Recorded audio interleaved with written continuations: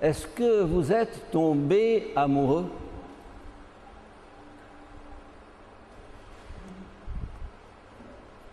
Est-ce que vous avez eu le coup de foudre devant une jolie fille ou devant un beau garçon? Qu'est-ce qui s'est passé? Bon, vous aviez des amis, vous alliez à la plage, vous sortiez en excursion, vous aviez des parties, on jouait ensemble, on dansait ensemble, on sortait ensemble. Et puis, un jour, celle qui était votre amie, simple, une amie comme toutes les autres, une amie parmi d'autres.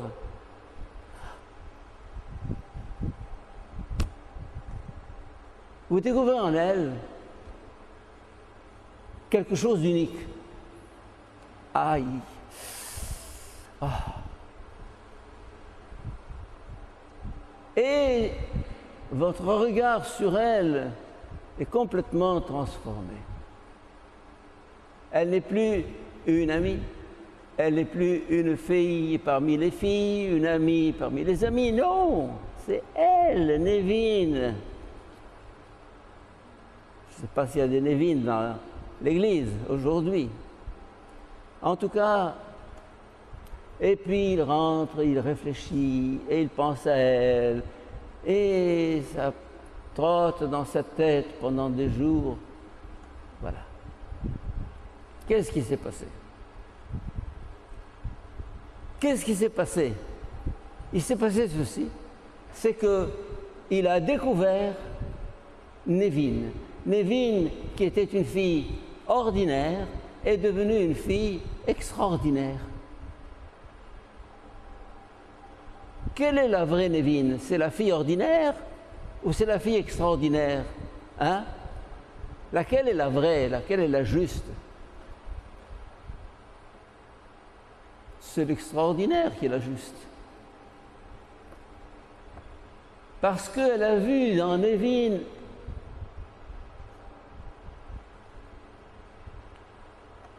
une réalité qui était cachée chez les autres et qui était cachée chez Nevin jusqu'à ce jour-là. Paf! Les yeux s'ouvrent. C'est le coup de foudre. Ah, c'est elle. Unique au monde. Unique au monde. Elle a découvert chez cette fille, ou il a découvert plutôt chez cette fille, la perle précieuse. Seul l'amour découvre la perle précieuse. L'amitié, non. Le reste, non. Je vous raconte cette histoire parce que c'est un peu ce qui s'est passé aujourd'hui, le jour de la transfiguration. Les apôtres connaissaient Jésus. Ils le fréquentaient, ils mangeaient avec lui, ils marchaient avec lui, ils causaient avec lui. Bon, un homme parmi les hommes, oui, il faisait des miracles. Il disait qu'il était le Fils de Dieu, mais bon, qu'est-ce que ça veut dire? Et voilà que tout à coup, ce jour-là, sur la montagne, aïe, paf, il voit ce qu'il ne voyait pas. Il voit ce qu'il ne voyait pas. Comme ce garçon qui a vu dans les vignes ce qu'il ne voyait pas. Un petit exemple. Jean-Baptiste, le cousin de Jésus, il avait 6 mois de plus que lui. Ils jouaient ensemble depuis leur enfance, ils sortaient ensemble. Bon, comme 2 camarades, 2 cousins. Et à l'âge de 30 ans,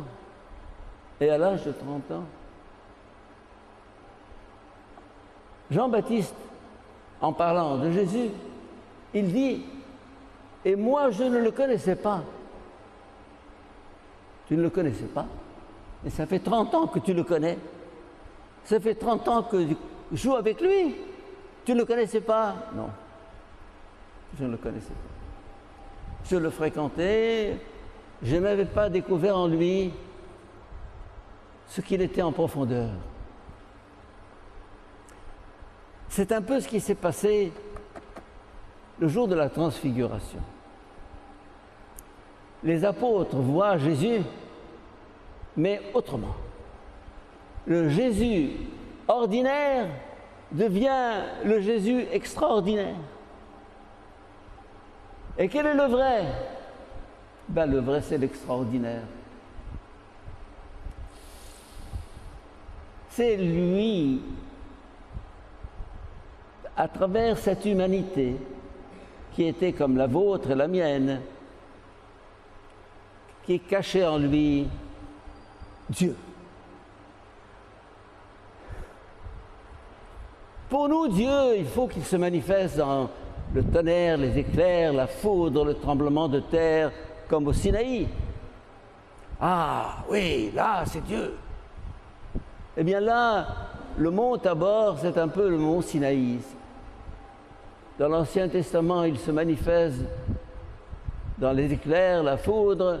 Dans le Nouveau Testament, c'est dans le calme d'une montagne, comme le Tabor. Deux montagnes, deux manifestations.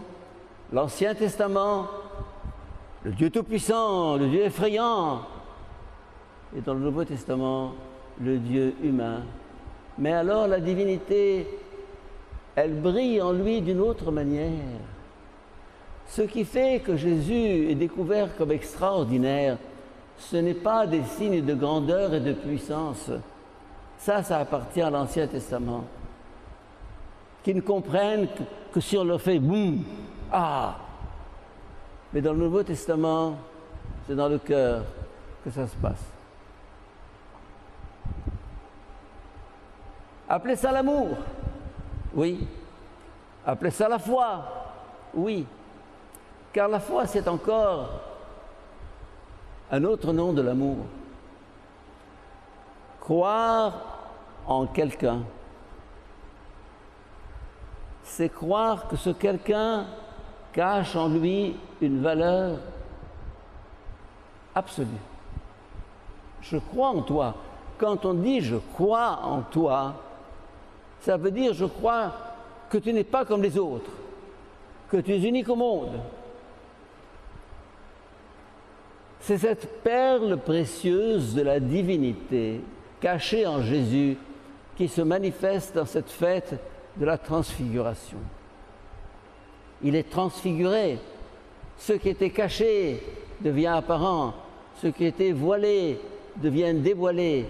Ce qui était couvert devient découvert. Et dans notre vie, mes chers amis, il y a des moments de grâce, si je puis dire, où tout à coup, devant un être ordinaire, on voit l'extraordinaire. Et il y a 2 jours, j'étais en train, je venais du Caire à Alexandrie, et j'ai vu un petit enfant.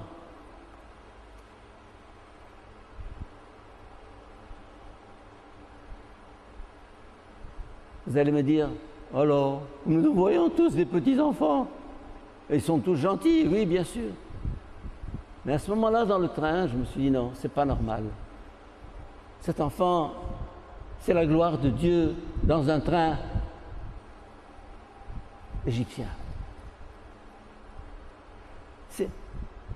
À certains moments de notre vie, le voile se déchire. La réalité apparaît.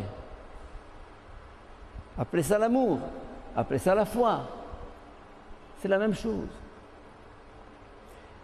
Et ce qui s'est passé avec les apôtres sur le mont de la Transfiguration, c'est ce qui se passe pour chacun de nous le jour où tout à coup la foi, qui était une foi de tradition, oui, on l'a reçue de papa et de maman, on l'a vécu à l'église, à l'école, etc., tout à coup devient une foi personnelle.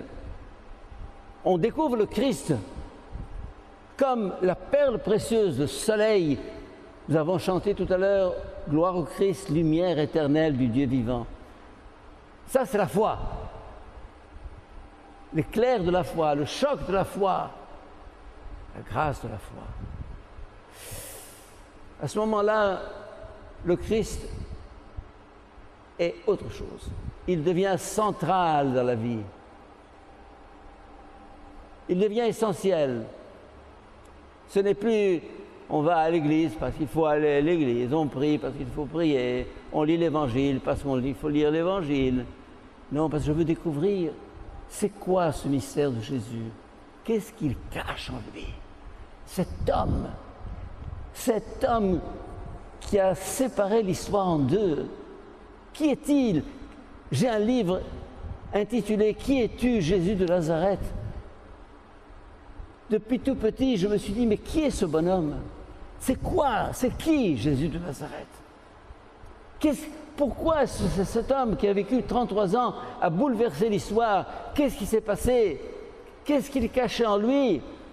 Et il cachait en lui la divinité. Dieu a fait son apparition dans l'histoire et l'histoire en a été bouleversée. Et croire dans le Christ, c'est découvrir que cet homme est unique dans toute l'histoire. Le Fils de l'homme et le Fils de Dieu, en même temps, indissolublement. Il est grand temps, mes chers amis, que nous passions de cette foi traditionnelle héritée des parents et du milieu à une foi personnelle, où le Christ devient central. Comme Nevin est devenu central pour ce garçon. Central, la vie en est bouleversée. Et notre regard sur le monde en est complètement transformé. Gloire au Christ, lumière éternelle du Dieu vivant. Gloire à toi, Seigneur. Amen.